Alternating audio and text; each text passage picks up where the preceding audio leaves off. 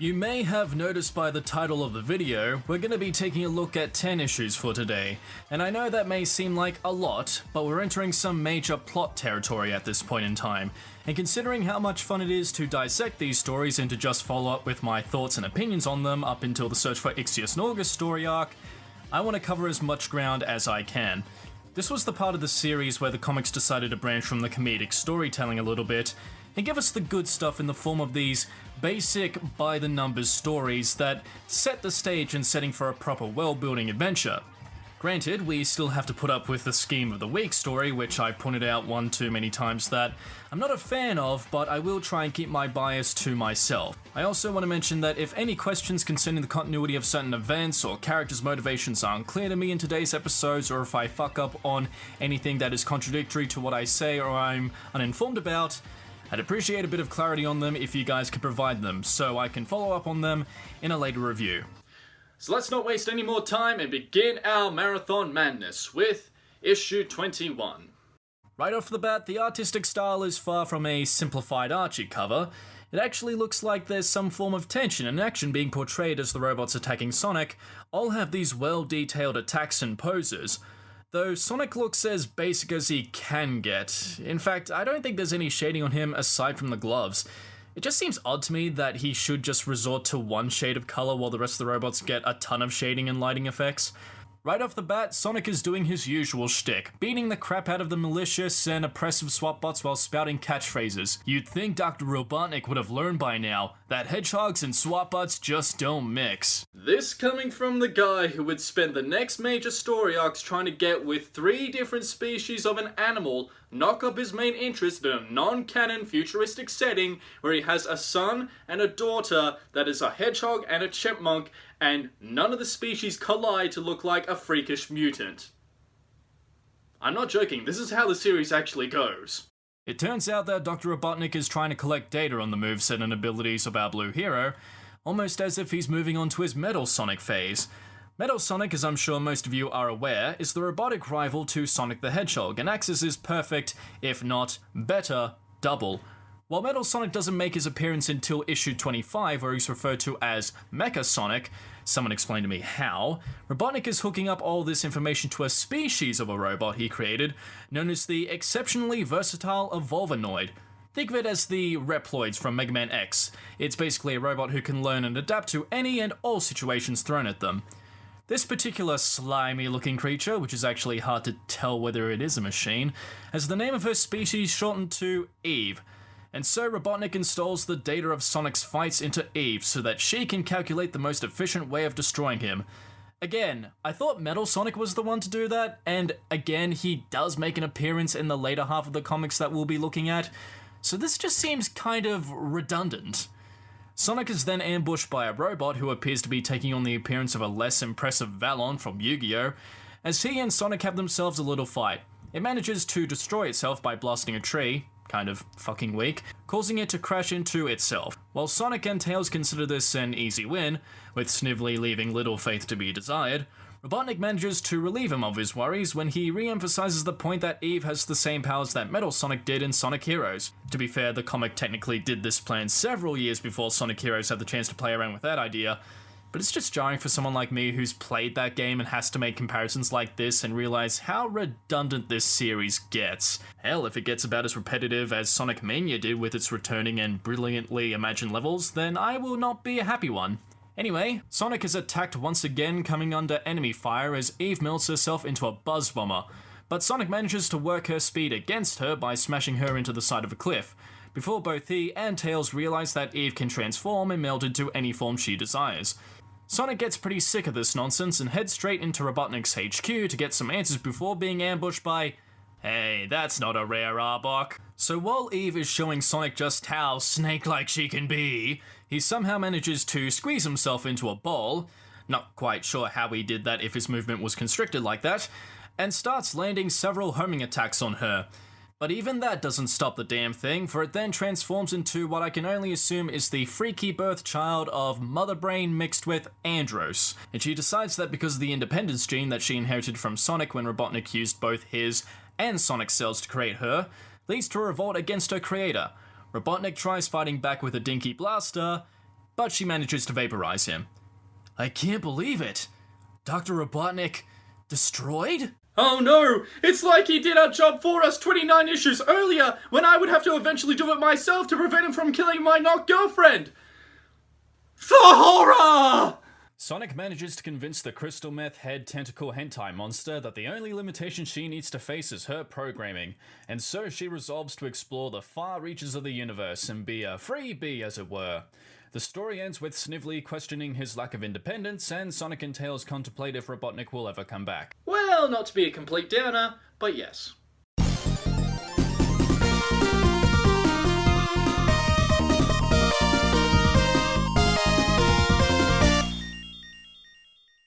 You know what's funny? How at the end of the last issue they try to convince people that Robotnik is dead and all of that, yet on the front cover in the shadows, it's made pain-butt-stickingly obvious who it is on the front cover. I actually do kind of like these covers from issue 21 onwards. It just feels like the stories are evolving and making it look like that there is some potentially good threats out there that could mentally and physically challenge our heroes. Maybe not in a DC Comics way, but just in its own Sonic the Hedgehog kind of way, kind of like Sonic and the Black Knight in some regard. The story begins in an alternate universe of some kind, since the second panel following the first has an explosion appear out of nowhere, and the smaller Sonic and Sally look-alike refer to the bigger Sonic as Daddy, tells me that this is the fanfic inserted Mobius 25 years later future. Robotnik comes descending from the lightning bolt, and not 2 panels later does it suddenly disappear. What was the point of this, and why do we have this new setting where Sonic and Sally look like they haven't aged a day? Well, I think what's going on is that Robotnik is beaming himself rather randomly down to planet Mobius by Robo-Robotnik, who explains that ever since the multiple Sonic story where he tried to use the Not Infinity Gauntlet to destroy the multiverse, he uploaded his core programming into an incomplete space station he just so happened to have lying about, and he enlists the help of the Prime Robotnik to help him conquer this alternative timeline of Mobius. Robotnik seems to think that because Eve, from the last issue, caused him to appear here, he has a chance to return to his original timeline and set things right for himself. Back in the original timeline, the Freedom Fighters are doing what I figured a team of world liberators would do after the war, and actually fix shit up by collecting resources. And yeah, like me, they seem to question why Snively is doing jack prickly shit to stop them, until Robotnik makes an appearance once more on a pre-recorded video stating, "You can't have my shit, it's all mine!" Thusly, he sends his entire army out to stop them. Why he never did this in the beginning when they started a resistance group is anybody's guess, but the Freedom Fighters managed to fight back with Robotnik appearing right out of fucking nowhere.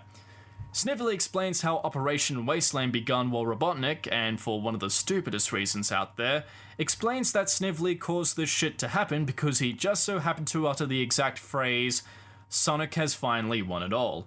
Which is friggin' stupid because A, Snively would have needed to be at the right place and the right time to be able to do that, and B, why didn't he just tell Snively that if he friggin' died, he could initiate this plan remotely? And C, why didn't he just do this at the beginning? Why did he have to put together this incredibly convoluted plan if the idea behind it is to simply create mass genocide? On the other side of the battle, Sonic manages to fend off a few of the SWAT bots before making a swift retreat. Robotnik decides to deactivate his bots and use the technicality of saving Sonic's life to ensure that he has control over everything that the Freedom Fighters to achieve. That is actually kind of cool, knowing that Robotnik can unironically spout the reality of the situation that he is the reason he still lives, creating the illusion that he still holds as much control over the lives of Sonic's friends, as well as himself. I'd go over the side stories, but most of them are just fluff, alternate realities, and it's just not my interest at the moment. However, there are a few side stories that actually do connect to events that will transpire in the future, so you'll forgive me if I'm taking certain liberties over others.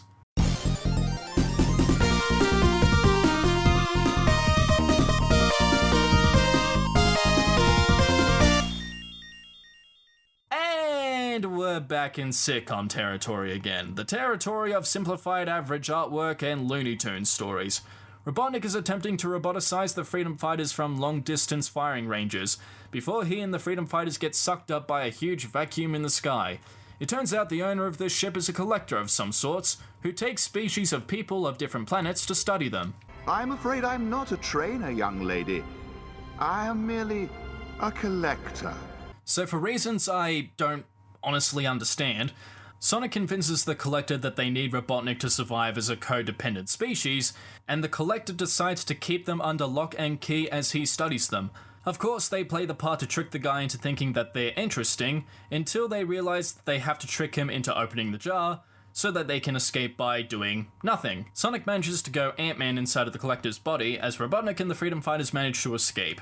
Robotnik sends the Collector out into space, but instead of just being done with it and heading home, Rotor manages to bring him back. He agrees to let them go and never speak of this adventure ever again, and will thankfully won't get into another adventure involving aliens until the Toston space story arc. That one is going to be something. By the by, this short story involving Antoine is nothing more than a misadventure, and I'd go over it, but nothing really happens, aside from the fact that it kind of establishes a sweet romantic relationship between Antoine and Bunny. It's kind of cute.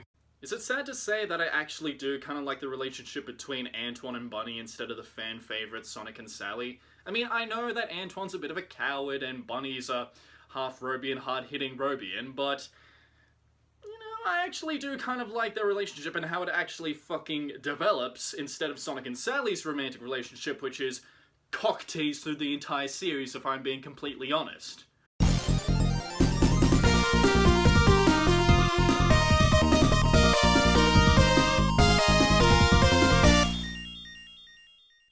The cover of issue 24 isn't as improved as the previous issues, it's just sort of a generic lineup of the prime heroes versus the evil versions of themselves. Yeah, just add black leather jackets and suits and you'll beat out the Shia LaBeouf look in the fourth Indy Jones movie. We begin our story with the Freedom Fighters causing a series of maniacal acts of violence toward the citizens of... I think it's Knot Hole Village. It's not exactly a village in the ground anymore, so I'm guessing they all migrated to the surf at some point while Robotnik was away after that whole Eve incident. We then cut to the second part of the story where, big shock, it wasn't the real Freedom Fighters doing all those malicious things. Yeah. No shit. We saw them on the front cover. We know exactly what was going to happen and we knew who these characters were because you put them on the front cover. How do you expect us to be so surprised by this plot twist if it's about as unpredictable as Revenge of the fucking Sith? This brings me back to the question about that whole cosmic interstate plot element they bring up. How come this thing can be open all the time? A doorway that leads to any dimension is kind of a risk concerning the security of the multiverse, doesn't it? I know there's a police force in between these worlds that appear in later issues, but how come they don't do anything to protect those worlds? Don't you want to make sure renegades don't cross into other worlds and upset the balance of these places? Or were they not established yet at this point in the series? So, they recap everything that happened in the first part, and we finally jump to where the real Freedom Fighters are. It turns out that they were doing some sort of dimension jumping to find the Zone of Silence to locate Sally's father. Yeah, keep in mind this is before that story arc review where Sonic, Sally, and Jeffrey Stin John went dimension hopping to try and get the king back. They decide to keep this whole mission a secret from Sally, don't know why, who was busy on a mission with some trainees in her spin-off comic. For those of you unaware, Sally started her own comic which went for about 3 issues, and you don't need to worry, I'll get around to looking at Princess Sally soon enough. So before they can explain to her what they were hiding, the Freedom Fighters get mobbed by the surrounding citizens who experienced the abuse earlier, before making their escape and coming up with a plan to trap the real imposters. In our final part of the story, John the Travolta and his grease monkey go around wrecking the town once more before being ambushed by the real Freedom Fighters, who, for some reason, are all disguised as gypsies. You know, this plan would be more effective if you just revealed to the town who these guys are and ambushed them normally. Well, I guess it doesn't matter anyway, as remnants of the town come out of hiding to realize that the better halves managed to fight back the rogues by switching themselves up. If we cannot defeat ourselves, perhaps we can defeat each other.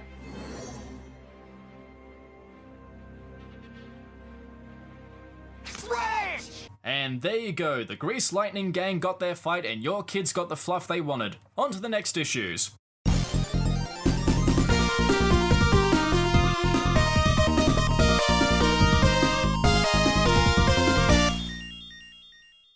Alright, now we're entering milestone territory. The cover doesn't lie either. It's a Metal Sonic battle today. And of all the covers that we've seen today, this one is easily one of my favorites, because it's just cool to see a lot of the artwork pay homage to the Stardust Speedway battle between Sonic and Metal. Although I am confused as to why Robotnik's statue takes after his video game counterpart. Our story begins with the Freedom Fighters installing some sort of camera onto Sonic's shoe. As opposed to any old camera or even a power scanner from Dragon Ball. Or, you know, you could just put headphones on like this, you could have a speaker and just put like a camera right there in front of his eyes. He could see where he's going, you could see what he's seeing. Why put it on your fucking foot? Princess Sally explains to Tails that a new zone has breached their world, and so, in order to monitor what goes on without risking all the Freedom Fighters out in the battlefield, they've installed a camera onto Sonic's shoes. Despite the fact that he can do a figure 8 technique, the camera is capable of slowing down images in order to focus properly.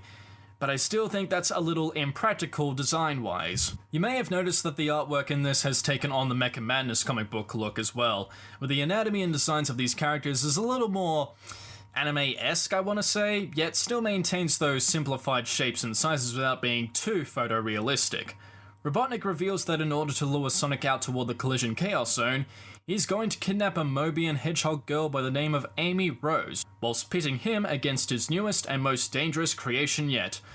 Sonic decides to head off toward Robotnik's location, whilst Robotnik himself sets Snively up to disguise as him and follow the blue rodent. The Freedom Fighters try sending out Tails to monitor the situation, but the SWAT bots manage to capture him as well. So Sonic decides to go in headfirst towards the Collision Chaos Zone. Sonic makes his way through the Dr. Seuss plastered world as he enters the Stardust Speedway Zone and comes across Mecha Sonic. Yes, Mecha Sonic. Not Metal Sonic as he is known in the later issues, but the point still stands, Robot Sonic, that's all. They have their race as portrayed through this spreadsheet double-page panel, which looks pretty cool and even makes me kind of smile at the Sega Saturn logo in the top corner there. But the action here is just kind of underwhelming, and even the racetrack isn't that interesting. The action does pick up a bit though, not by much, as Sally and Rhoda appear in their biplane to discover more about Robotnik's plan. Sonic manages to pull out his super peel-out move, causing the blazing trail of his speed to burn Metal Sonic's legs off, kinda dark, at the same time, kinda cool. Sally manages to prevent Robotnik from using the Crusher on Sonic, and the day is saved with a reminder that back in the day, Sonic comics were just the beginning.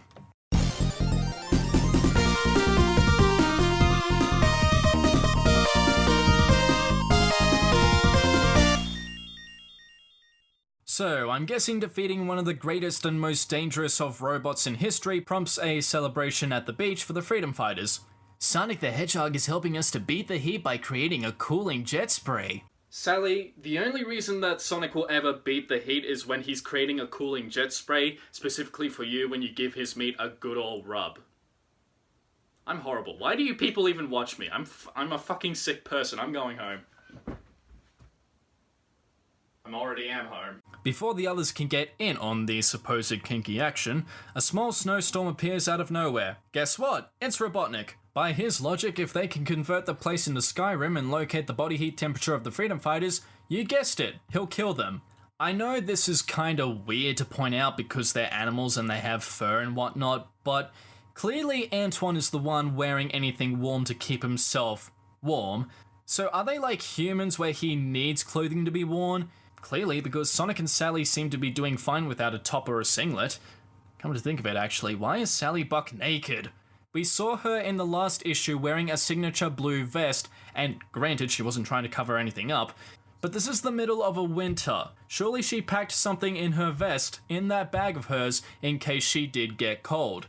So the group manages to huddle up in the cave together, thank god they don't try to warm their bodies by huddling close together, and they actually manage to find some form of assistance by the work of the Arctic Freedom Fighters, led by Guntiver the Arctic Wolf. Nothing a lot to these guys, aside from the fact that they happen to be Arctic animals who also happen to be surviving Robotnik's reign of terror, and they're specialized in snowy conditions when it comes to fighting, I guess. The only reason I can fathom is that these guys were able to create an artificial Arctic zone, and within a week of training, they just happened to adapt to these conditions. A neat idea, but how do you create an artificial ice zone using discarded technology in a cave that constantly reheats itself? So Robotnik decides that he's no longer gonna keep his weather wizard machine before being attacked by a giant fucking marshmallow. Nah, just kidding. It's just Sonic and his friends throwing giant snowballs. Snively manages to get the hit on them using an instant ice block generator. However, the Arctic Freedom Fighters manage to strike back and send him packing. Oh yeah, Sonic does some dumb shit by having the Arctic Freedom Fighters load his frozen body onto the catapult so he can strike Robotnik from behind. I'm surprised his entire body didn't shatter when he made that impact. He manages to destroy the snow machine, the Arctic Freedom Fighters decide to head home in Snively's car, and Sonic gets pelted with snow. Lovely. On to our next story, Fortified. It begins with our heroes exploring a mountain while being chased by Robotnik. By the way, I just want to point out that Sonic has a sprained ankle in this story, and I have to ask, has that ever happened before? Has there ever been a point where he's gone too fast in the games and then he just trips over himself like he's actually sprained his ankle? The Freedom Fighters discover an old log fortress built by Sally's ancestors, as well as some old tools and weapons they can use to hold off the flabby dictator. Robotnik manages to get inside, but not before Bunny shows up in a more impractically robot suit, which baffles me on multiple levels, but she makes short work of the swap bots, sends Robotnik and Snively careening off the cliff, and our issue ends.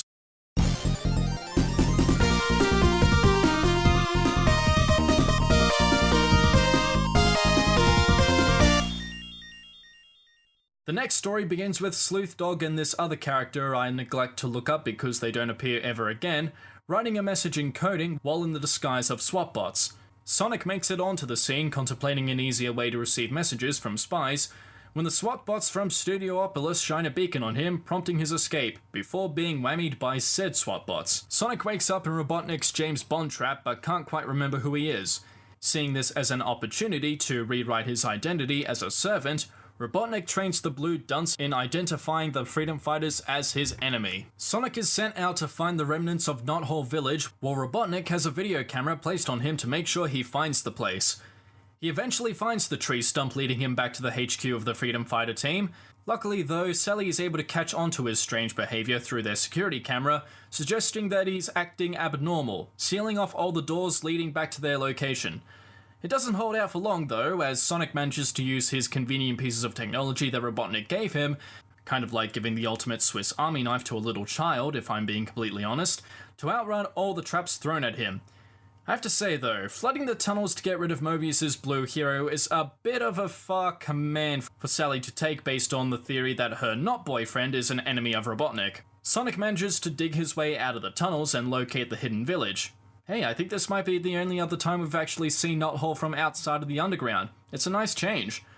The residents are made aware of Sonic's sudden hostility, and understandably, they don't know why he's acting the way he is, but he manages to break through their defenses and sneak his way into the Freedom Fighter base.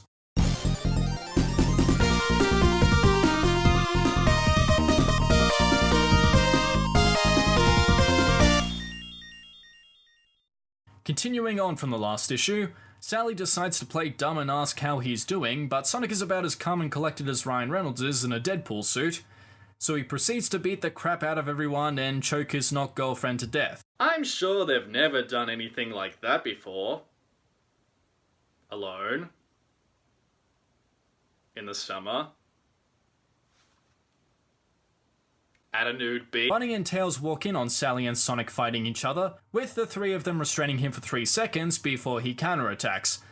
He manages to knock them all out, with Robotnik and Snively witnessing the utter devastation Sonic has caused amongst his fellow peers. Before Robotnik can say series over, the signal is lost as Antoine and the Freedom Fighters in training manage to knock out and subdue him. Sonic wakes up in a hospital, surprisingly with no restraints on him. You'd think for a guy who wrecked your shit up, you'd keep the bastard under lock and key. But Sonic decides that in order to redeem his stupid ass behaviour, he's going to mislead the demolition tanks away from the village. They manage to accomplish that and we begin our next story in a different art style. Tails runs off bitching about the fact that Sonic wasn't acting like himself, which doesn't make sense for him to be acting like this now since he was shown helping the Freedom Fighters instead of whining about it. And he decides to head out toward a distant island where someone, conveniently, calls out for help. Tails happens across a female fox. What fucking luck. And this character is technically the robotic version of another character who appears later in the series, but let's just say she's the most despicable, manipulative, double-crossing, emotionally tormenting character you will ever know. This is Fiona Fox, and instantly the two of them hit it off. Well, you're Fiona now, free fa. Strap yourselves in for some awkwardness, folks. We have a Max Goof over here. After one page of a typical love montage, Tails is tricked by the Vixen into freshening up in her place, and instantly gets captured by Robotnik's roboticizer. Since this continues in the next issue, I'll just finish it up here and then start at the beginning of issue 29. Tails manages to clog up the machine with his own tails before being clobbered around by his not-girlfriend. This kid has gone from being beaten up by his brother to being emotionally fucked with by female Fox robot. This kid is going to be emotionally and mentally and possibly physically fucked. And it'll have nothing to do with these issues, surprisingly. Let's carry on, shall we? Tails gets snagged by a mechanical tree, and despite the fact that Tails is choking and the tree isn't grabbing him by the fucking neck, he manages to uproot it, fucking what, and beat Robotnik off of the island. But the Fiona bot manages to use the logic of "I have a vagina so you can't attack me" tactic, before being rusted with water and getting fucked up from the inside. Why is it that Robotnik never programs his robots to be resistant to fucking water? Tails stumbles across a plan for a satellite operation that Robotnik dropped in the scuffle, and he decides that to prove his capability, he'll head on home and get the plans to safety. Farewell, stupid female Tails character. Hello, main story.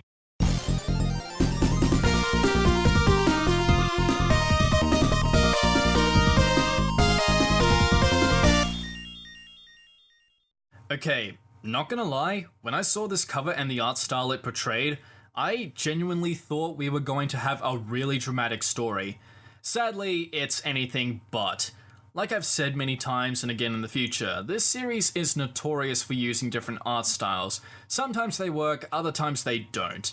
This is one of those issues where there is nothing technically wrong with the artwork, it's just not appropriate to use to tell this story. This is also the first issue, as far as I can tell anyway, that we're introduced to a new member of the Freedom Fighters, Dulcie the Dragon. She'd go on to appear in several episodes of the Sat AM cartoon in Season 2, and as far as I'm concerned, she was just shoehorned into that with an equally shoehorned backstory. Her kind were non-violent, happy net neutrality creatures of awesomeness, or whatever, until the Kyber Corporation wanted a piece of that dragon ass, leaving Dulcie to be the only one remaining of her kind. Listen to me, old man. Give me your blue eyes white dragon and I'll trade you all of these. Next page over, Sonic and Dulcie are being attacked by the Jetsons, but they manage to divert its path into a mountainside, causing it to crash land. At that same time in Robotropolis, Snively, what's keeping hovercraft number 4069? It should have returned 10 minutes ago. As it turns out, this very hovercraft happened to be carrying a portable deroboticizer, with Sonic just managing to snag the device before getting caught in the explosion. Back at Knothole, Rhoda manages to deduce that it has enough power to deroboticize one more person, but instead of taking this ample opportunity to see how it works and how to make a life-size deroboticizer, or make a cannon that can deroboticize Robotropolis, they decide the best thing to do is to have their leader become roboticized. They go along with this dumbass plan because everyone acts like a bunch of idiots pre-Endgame saga, and wouldn't you fucking know it, she gets captured, the gizmo that Rhoda gave her to maintain her control falls out of her ear, and she is completely under Robotnik's control. Why you don't base your strategies around fucking luck! Sonic and the Freedom Fighters make their way to the entrance of the Ninja Turtles' lair, with Sonic making his way into the sewers. Right after Sally turns up at the other end holding the Freedom Fighters hostage. As the band of loonies are sent off to be roboticized, Dulcie, yeah remember her, makes her way toward Robotropolis to make herself actually fucking necessary in this narrative. She spots the group about to be conformed into robots, before smashing her way through. Sonic makes one last attempt to reach Sally's thoughts and yippee-ki-yay motherfucker, she manages to Deus Ex herself back to normal. They manage to get the others free, fall back to the Ewok village, and story over. Sally, don't make dumbass moves like that ever again.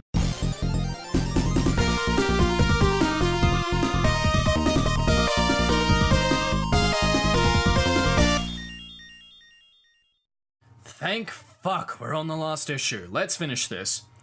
Sonic is reminiscing about the days when his only now mentioned family member, Uncle Chuck, used to be one of the biggest chili dog stand owners and a very supportive family member. I really miss the guy, Sal. It seems like yesterday that we were all happy and free Mobians. We chopped them all up into a fine array of sausages so I could gorge on them all day. Whilst Sonic is pining over his past, we see Robotnik focusing his efforts in repairing his trans-dimensional transporter to test on Sonic's Uncle Chuck. Robotnik somehow idiotically manages to get himself trapped in the void, though in this case it's more like the zone of silence, and Snively sees this as an opportunity to prove to his uncle that he is more than capable of crushing a rebellion. Uncle Chuck manages to wake up and make his way back to his original chili dog stand in Robotropolis, where Sonic just happens to be hanging out there.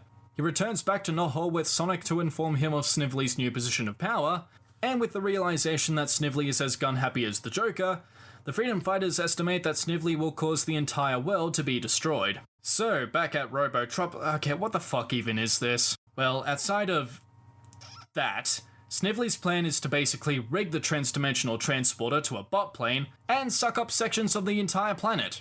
Because apparently a teleporter can do that now. Sonic gets wind of the plan and makes his way inside the facility, before being randomly thrown into the void. Yeah, there's no panel showing Snively throwing a switch or anything like that. He's just suddenly falling into the void. With Snively holding him captive, he makes his attack by sucking away everything organic and... well, you know where this is going. Suck! Uncle Chuck manages to get the drop on him, while Sonic's plan is to, what else? Eat his fucking chili dog, causing Sonic to be surprised for some reason, and this somehow also releases Robotnik from the void as well. Sonic is released thanks to the power of neglectful explanations, they head home, and that's the end of the story. And with that, we've finally completed our Marathon Madness with 10 issues, issue 21 to 30. How are my thoughts on those stories? Actually, you know what? They were actually a lot more better than the other issues that I've looked at so far. I think by far the most entertaining and by far the most memorable issue for me is the Milestone issue featuring Metal Sonic. It's just nice to see the writers actually try to adapt a video game story, though heavily abridged at points. The rest of the stories aren't anything great, just neat little misadventures to waste your time on.